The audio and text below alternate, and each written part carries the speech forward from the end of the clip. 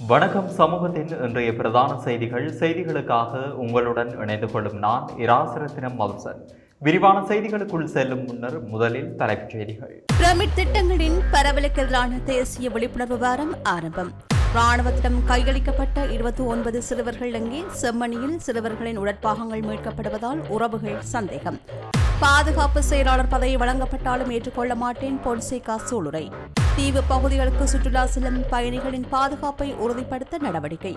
மூலோபாய ஒத்துழைப்பை வலுப்படுத்த இலங்கையும் சீனாவும் இணக்கம். ஆசிரியர் அதிபர் பிரச்சினைகளுக்கு 3 மாதங்களுக்குள் தீர்வு பிரதமர் எடுத்த நடவடிக்கை. கோட்டபாய ராஜபக்ஷ மற்றும் மஹிந்த குடும்பம் மீது இதுவரை எந்த பாற்றல்களையும் அனுர அரசு செய்யவில்லை. ஸ்ரீதரன் எம்பி சுட்டிக்காட்டு. இஷாரா சௌவந்தியின் தாய் வெளிக்கடை சிறையில் உயிரிழப்பு. திருச்சி முகாமில் உண்ணாவிரத போராட்டம் நடத்தும் இலங்கை தமிழருக்கு ஏதாவது நேர்ந்தால் அரசே பொறுப்பு எழும் கண்டனங்கள்.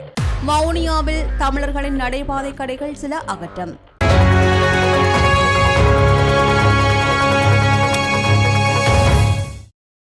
தடை செய்யப்பட்ட பிரமிட் திட்டங்களின் பரவலுக்கு எதிரான தேசிய விழிப்புணர்வு வாரத்தை நாளை முதல் எதிர்வரும் 18ஆம் தேதி வரை நடத்த இலங்கை மத்திய வங்கி முடிவு செய்துள்ளது. பெரும் கவலையின் உச்சகட்டம் சூழ்ச்சியான பிரமிட் திட்டம் என்ற துணைப்பொருளின் கீழ் இந்த விழிப்புணர்வு நிகழ்ச்சியை நடத்த ஏற்பாடுகள் செய்யப்பட்டுள்ளன. தற்போது இந்த பிரமிட் திட்டங்கள் வேகமாக பரவி வருவதை கருத்தில் கொண்டு நாளை முதல் ஒரு வார காலத்திற்கு இந்த விழிப்புணர்வு பிரச்சாரம் நடத்தப்படும் என்று மத்திய வங்கி ஆளுநர் கலாநிதி நந்தலால் வீரசிங்க தெரிவித்தார்.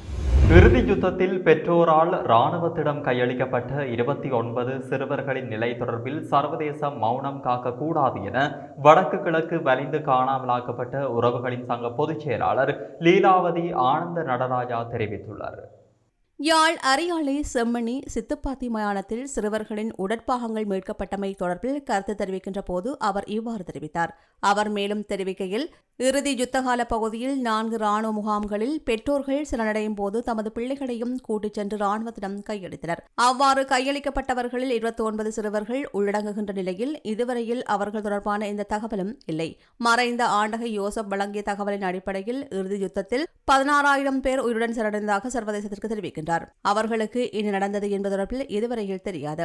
சர்வதேச நாடுகளில் குறிப்பாக காசாவில் இடம்பெறும் யுத்தத்தில் சிறுவர்கள் பாதிக்கப்படுவதற்கு எதிர்ப்பு தெரிவிக்கும் சர்வதேச மனிதாபிமான அமைப்புகள் ஈழத்தில் சரணடைந்த சிறுவர்கள் தொடர்பில் ஏன் முக்கியத்துவம் கொடுக்கவில்லை? செம்மணி சித்துப்பாத்தி தொடர்பில் சர்வதேசம் வரை கவனம் திரும்பியுள்ள நிலையில் அந்த பகுதியில் மீட்கப்படுகின்ற சிறுவர்களின் உடற்பாகங்கள் ராணுவத்திடம் கையளிக்கப்பட்ட சிறுவர்களாக இருக்கலாம் என்ற சந்தேகம் எமக்கு வலுவாக இருக்கின்றது.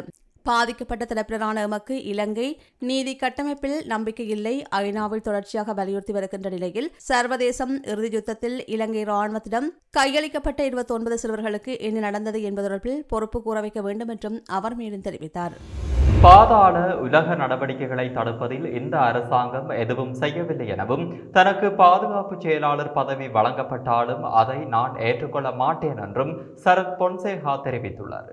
எசல பௌர்ணமி போயாவை முன்னிட்டு கழனியில் இடம்பெற்ற கூட்டத்தில் உரையாற்றும் போது அவர் இதனை கோரியுள்ளார். இந்த அரசாங்கத்தின் பாதுகாப்புத்துறைக்கு பொறுப்பான அமைச்சர் இதுவரை பாதாள உலகத்தின் செயல்பாடுகளை தடுக்க எதுவும் செய்யவில்லை.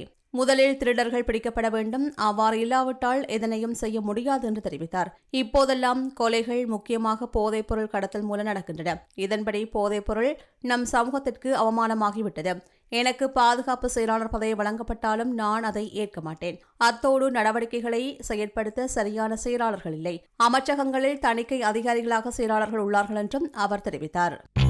பிரதான அனுசரணை வழங்குவோர் VT கேஷ் அண்ட் கேரி மற்றும் VT சூப்பர் ஸ்டோரின் ஓன் பிராண்டான கல்யாணி அன்னபூரணி பிராண்டின் சகலவிதமான பொருட்கள் மற்றும் இலங்கை இந்திய காய்கறிகள், பழ வகைகள், சிறு தானியங்கள், எண்ணெய் வகைகள், பூஜை பொருட்கள், அன்றாட வாழ்விற்கு தேவையான அனைத்து விதமான பொருட்களையும் ஒரே இடத்தில் பெற்றுக்கொள்ள இன்றைய நாடுங்கள். VT கேஷ் அண்ட் கேரி மற்றும் VT super store, Paris La Chapelle.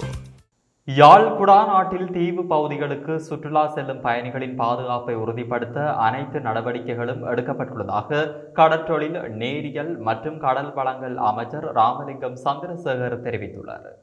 அத்துடன் கடல் போக்குவரத்து சேவை வழங்கும் படகுகளின் தரம் மற்றும் முன் பாதுகாப்பு ஏற்பாடுகள் ஆகியன தொடர்பில் தொடர் கண்காணிப்பில் ஈடுபடுமாறு போலீஸ் மற்றும் கடற்படையினருக்கு தெரியப்படுத்தப்பட்டுள்ளது என்று அமைச்சர் கூறினார். நெடுந்தீவைச் சேர்ந்த தனியார் ஒருவருக்கு சொந்தமான சுற்றுலா பயணிகளை ஏற்றும் சிறிய ரக படகில் நெடுந்தீவுக்கு சென்று திரும்பும்போது படகில் ஏற்பட்ட கோளாறு காரணமாக படகு மூழ்கியதுடன் பயணிகள் 12 பேர் 2 பணியாளர்கள் என்று 14 பேர் உயிராபத்து இன்றி மீட்கப்பட்டார்கள். குறித்த சுற்றுலா படகிலிருந்து வெள்ளை கொடி காட்டுவதனை அவதானித்து அந்த வழியே சென்று நெடுந்தீவு தனியார் படகான சபரிஷ் படகு பணியாளர்கள் விரைந்து செயற்பட்டு கடலில் மூழ்கியவர்களை காப்பாற்றியுள்ளனர். கடற்படையினரும் முழுவீச்சுடன் செயற்பட்டனர். இவர்களுக்கு எனது நன்றிகளையும் பாராட்டுகளையும் தெரிவித்துக் கொள்கின்றேன் என்றும் அமைச்சர் குறிப்பிட்டுள்ளார். இலங்கையுடன் நீடித்த நட்பு மற்றும் நேர்மையான பரஸ்பர உதவியை அடிப்படையாக கொண்ட கூட்டுறவை கட்டியெழுப்புவதற்கு தயாராக உள்ளதாக சீனா அறிவித்துள்ளது. மலேசிய தலைநகர் கோலாலம்பூரில் வெளிவிவகார அமைச்சர் விஜிதகேரத்துடனான சந்திப்பின் போது சீன வெளிவிவகார அமைச்சர் வாங்கி இதனை குறிப்பிட்டுள்ளார். இரு தரப்பினரும் சீனாவின் பட்டுப்பாதை திட்டத்தில் இணைந்து செயல்படுவதற்கு இணக்கம் வெளியிட்டனர். அத்துடன் முக்கியமான கட்டுமான திட்டங்களை விரைவாக நிறைவேற்றுவதற்கும் சுதந்திர வர்த்தக ஒப்பந்த பேச்சுவார்த்தைகளை துரிதமாக மேற்கொள்வதற்கும் ஒப்புக்கொண்டனர். இதன்போது கொழும்பு துறைமுக நகரம் மற்றும் ஹம்பாந்தோட்டை துறைமுகம் போன்ற பாரிய திட்டங்கள் இரு நாடுகளுக்கும் நன்மை பயக்கும் என்று இதன்போது வாங்கி தெரிவித்தார். சீனா இலங்கை கடல்சார் ஒத்துழைப்பான பரஸ்பர நன்மை பயக்கும் என்று குறிப்பிட்ட அவர் அது 3ஆம் தரப்பினரை இலக்காக கொண்டதல்ல என்றும் சுட்டிக்காட்டியுள்ளார். இந்நிலையில் 3ஆம் தரப்பு அதில் தலையிடக்கூடாது என்றும் சீன அமைச்சர் மேலும் குறிப்பிட்டுள்ளார். வடமத்திய மாகாணத்தில் இருக்கும் ஆசிரியர் அதிபர் பிரச்சினையை அடுத்த 3 மாதங்களுக்குள் தீர்க்க நடவடிக்கை எடுக்குமாறு பிரதமர் ஹரணி அமரசூரிய அதிகாரிகளுக்கு உத்தரவிட்டுள்ளார். நேற்று வடமத்திய மாகாண சபை கேட்போர் கூடத்தில் 2026ஆம் ஆண்டு முதல் நடைமுறைப்படுத்தப்பட உள்ள புதிய கல்வி சீர்திருத்தம் தொடர்பாக இடம்பெற்ற கலந்துரையாடலில் அவர் இதனை தெரிவித்தார். தற்போதுள்ள கல்வி முறை மாற்றப்பட வேண்டும் என்பதை நாம் அனைவரும் ஏற்றுக்கொள்கின்றோம். அதற்காக இந்த சீர்திருத்தம் மேற்கொள்ளப்பட வேண்டும். குறிப்பாக தற்போது இருக்கின்ற ஆசிரியர்களுக்கு பயிற்சி அளிக்க வேண்டும். அடிப்படை வசதிகளை மேம்படுத்த வேண்டும். நிர்வாக கட்டமைப்பை வலுப்படுத்த வேண்டும். டிஜிட்டல் மயமாக்கலை மேற்கொள்ள வேண்டும். பிள்ளைகள் பாடசாலையிலிருந்து வெளியேறும் போது பல்கலைக்கழகம், உயர்கல்வி அல்லது தொழில்நுட்ப கல்வி மூலம் முன்னேறி செல்ல இதன் மூலம் வழியமைக்கின்றது. அதேபோல் இந்த செயல்முறையில் அரசு சேவைக்குரிய இடமாற்றங்களை சரியான முறையில் மேற்கொள்ள வேண்டும். ஆசிரியர் அதிபர்கள் இடமாற்றங்களை சரியான முறையில் சமப்படுத்த வேண்டும். தேசிய பாடசாலைகள் மாகாண பாடசாலைகள் என்று பிரித்து பார்க்க வேண்டாம். அனைத்து பாடசாலைகளும் நமது பிள்ளைகள் தான் இருக்கின்றார்கள். மேலும் குறிப்பாக வடமத்திய மாகாணத்தில் இருக்கும் ஆசிரியர் அதிபர் பிரச்சினையை அடுத்த 3 மாதங்களுக்குள் தீர்ப்பதற்கு நடவடிக்கை எடுக்குமாறு பிரதமர் அதிகாரிகளுக்கு அறிவுறுத்தினார். இனப்படுகொலை மற்றும் போர்க்குற்றங்களில் ஈடுபட்ட படையினர் மீது இதுவரை எந்த நடவடிக்கையும் எடுக்கப்படவில்லை. மாறாக தமிழர் தரப்பை குற்றவாளிகளாக காண்பிக்கும் முயற்சி இடம்பெறுகிறது என்று இலங்கை தமிழரசு கட்சியின் நாடாளுமன்ற குழு தலைவர் எஸ். ஸ்ரீதரன் தெரிவித்துள்ளார். ஹொட்டகலையில் நேற்று இடம்பெற்ற நிகழ்வு ஒன்றின் பின்னர் ஊடகங்களிடம் கருத்து தெரிவிக்கையில் இவ்வாறு குறிப்பிட்டார். உயிர்த்த தாக்குதல் சம்பவம் உட்பட சில விடயங்களை தமிழ் தரப்புகள் தான் செய்தன என்பது போல் வெளியில் ஒரு மாயை காட்டப்படுகின்றது. இதற்கு பின்னால் இருந்து ஆட்சி அமைத்த கோட்டபாய ராஜபக்ஷ மற்றும் மஹிந்த குடும்பம் மீது இதுவரையில் எந்த பாய்ச்சல்களையும் இந்த அரசாங்கம் செய்யவில்லை. இன அழிப்பு மற்றும் போர்க்குற்றங்களை செய்த ராணுவ தளபதிகள் மீதோ அல்லது அதனை மேற்கொண்ட அரசுகள் மீதோ இந்த விசாரணைகளையும் மேற்கொள்ளவில்லை.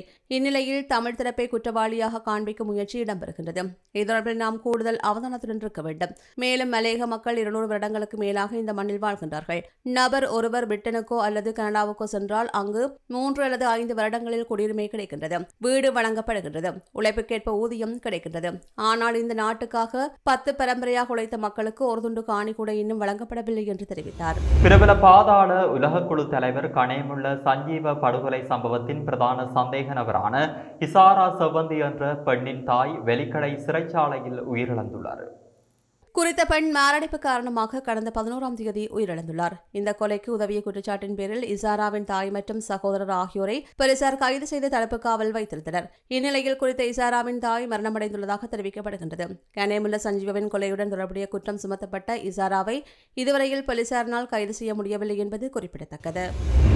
4 அம்ச கோரிக்கைகளை முன்வைத்து திருச்சி சிறப்பு முகாமில் நீராகாரம் அருந்தாமல் உண்ணா நோம்பில் ஈடுபட்டு வரும் யோகராசா நவநாதனின் உணர்வுகளையும் கோரிக்கைகளையும் தமிழக அரசும் இந்திய ஒன்றிய அரசும் மதிக்க வேண்டும் என பிரபல தென்னிந்திய திரைப்பட இயக்குனர் வ. கௌதமன் தெரிவித்துள்ளார். அவர் மேலும் தெரிவிக்கையில், யோகராசா நவநாதன் முன்வைத்துள்ள கோரிக்கைகளானது நிறைவேற்ற முடியாதவை அல்ல. அத்தனை கோரிக்கைகளும் நிறைவேற்றக்கூடிய கோரிக்கைகள் என்பதுடன் நியாயமான கோரிக்கைகளும் கூட. சிறப்பு முகாமில் அவர்களை வைத்து உடலாலும் உள்ளத்தாலும் எவ்வளவோ துன்புறுத்தி விட்டீர்கள். இதற்கு பின்னர் கூட உங்களுக்கு மனசாட்சி ஒருத்தவில்லையா? ஈழத்தில் அவர்களது உயிருக்கு அச்சுறுத்தல் என்கின்றபடியால் தான் அவர்கள் இங்கே வந்தார்கள். ஆனால் அவர்களை நீங்கள் பார்க்கின்ற விதமோ நடத்துகின்ற நடக்கின்ற விதமோ அறமற்ற சிங்கள அதிகார வர்க்கத்திற்கு சமமானது என்று கூட சொல்ல முடியாது, அதைவிடவும் சற்று மேலானது. ஏற்கனவே ஒரு தியாக தீபம் திலீபனின் உயிரை காப்பாற்ற முடியாத பாவிகளாக இந்திய ஒன்றியம் வெட்கி தலைகுனிந்து நிற்கிறது. மேலும் அதுபோல் ஒரு பாவச் செயல் இடம்பெறாமல் தடுக்க வேண்டியது எமது கடமை என தெரிவித்துள்ளார். இந்த நிலையில் திருச்சி முகாமில் கடந்த 8 நாட்களாக கால வரையற்ற உண்ணாவிரத போராட்டம் நடத்தும் இலங்கை தமிழர் நவநாதனின் உடல் நலம் பாதிக்கப்பட்டுள்ளதால் தமிழக முதல்வர் தலையிட்டு நடவடிக்கை எடுக்குமாறு உலக தமிழர் பேரமைப்பின் தலைவர் பல நெடுமாறன் வேண்டுகோள் விடுத்துள்ளார். திருகோணமலை சேருநுவர போலீஸ் பிரிவில் உள்ள தீத்தாந்தட்டி பகுதியில் சட்ட விதிகளை மீறி மணல் அகழ்வில் ஈடுபட்ட 5 உளவு இயந்திரங்கள் நேற்று கைப்பற்றப்பட்டுள்ளதாக போலீசார் தெரிவித்தனர். இதன்போது 5 சாரதிகள் உட்பட 7 பேர் கைது செய்யப்பட்டு போலீஸ் பிணையில் விடுதலை செய்யப்பட்டுள்ளதுடன் சந்தேக நபர்கள் நாளை மூதூர் நீதிமன்றத்தில் ஆஜர்படுத்தப்பட உள்ளதாக சேருநுவர போலீசார் தெரிவித்தனர். அனுமதி பத்திரத்தில் குறிப்பிடப்பட்டுள்ள விதிமுறைகளை மீறி மணல் அகழ்வு மேற்கொண்டமைக்காகவே இந்த கைது நடவடிக்கை மேற்கொள்ளப்பட்டுள்ளது. சேருநுவர போலீசார் கந்தளாய் விசேட அதிரடிப்படையினர் இணைந்து இந்த சுற்றி வளைப்பை மேற்கொண்டு உளவு இயந்திரங்களையும் சந்தேக நபர்களையும் கைது செய்துள்ளனர். சம்பவம் தொடர்பான மேலதிக விசாரணைகளை சேருநுவர போலீசார் முன்னெடுத்து வருகின்றனர். வவுனியா யாழ் வீதியில் புதிய பேருந்து நிலையத்திற்கு அருகாமையில் இருந்த சில நடைபாதை வியாபார நிலையங்கள் இன்று அகற்றப்பட்டுள்ளன. மாநகர சபையினால் குறித்த கடைகள் அப்பகுதியிலிருந்து அகற்றப்பட்டுள்ளது. அக்கடைகளில் இருந்த பொருட்கள் மாநகர சபையின் உளவு இயந்திர பெட்டிகளில் ஏற்றப்பட்டு கொண்டு செல்லப்பட்டுள்ளது. அண்மைய காலமாக மாநகர சபையினால் நடைபாதை கடைகள் அகற்றப்படும் என தெரிவிக்கப்பட்டு வந்த நிலையில் வவுனியா புதிய பேருந்து நிலையத்திற்கு அருகாமையில் இருந்த தமிழ் மக்களுடைய கடைகள் இன்று அகற்றப்பட்டுள்ளமை குறிப்பிடத்தக்கது. இலங்கையின் முதலாவது தமிழ் எதிர்க்கட்சி தலைவராக இருந்த முன்னாள் நாடாளுமன்ற உறுப்பினர் அப்பாப்பிள்ளை அமிர்தலிங்கத்தின் 36வது ஆண்டு நினைவு தினம் இன்றைய தினம் யாழ் பன்னாகத்தில் அனுஷ்டிக்கப்பட்டது. இன்று காலை வலி மேற்கு பிரதேச சபைக்கு முன்பாக உள்ள அமரரது உருவச் சிலையடியில் நினைவு தினம் இடம்பெற்றது.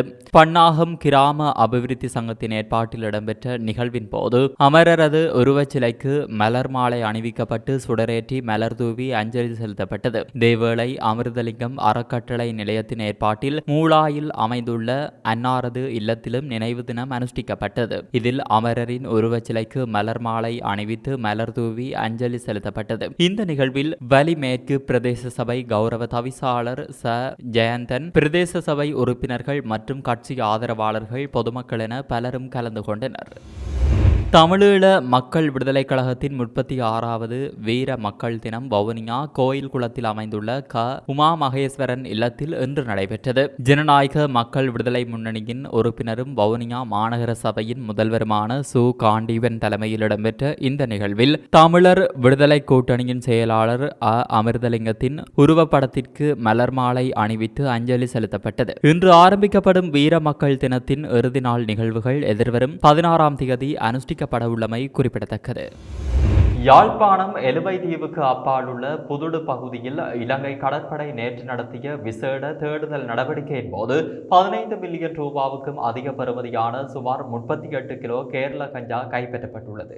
அந்த கடல் பகுதியில் மிதந்த சந்தேகத்திற்கிடமான பையொன்று கண்காணிக்கப்பட்டு ஆய்வு செய்யப்பட்டது. அந்த பையில் அடைக்கப்பட்டிருந்த சுமார் 38 கிலோ 700 கிராம் கேரள கஞ்சா கடற்படையினரால் கைப்பற்றப்பட்டுள்ளது. கடத்தல்காரர்கள் கேரள கஞ்சா கையிருப்பை எலுவை கடலில் கைவிட்டிருக்கலாம் என்று சந்தேகிக்கப்படுகிறது. பறிமுதல் செய்யப்பட்ட கேரள கஞ்சா கையிருப்பின் பெறுமதி 15 மில்லியன் ரூபாய்க்கும் அதிகம் என நம்பப்படுகிறது. கடற்படையினரால் கைப்பற்றப்பட்ட கேரள கஞ்சா தொகையானது மேலதிக சட்ட நடவடிக்கைகளுக்காக ஊர்காவல்துறை போலீஸ் நிலையத்தில் ஒப்படைக்கப்பட உள்ளது.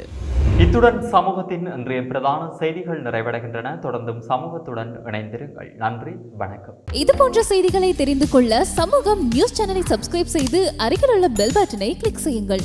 மேலும் இது போன்ற செய்திகளை உடனுக்குடன் தெரிந்து கொள்ள சமூகமீடியா.com என்ற இணையதளத்தின் வாயிலாகவும் எங்களுடன் இணைந்திருங்கள்.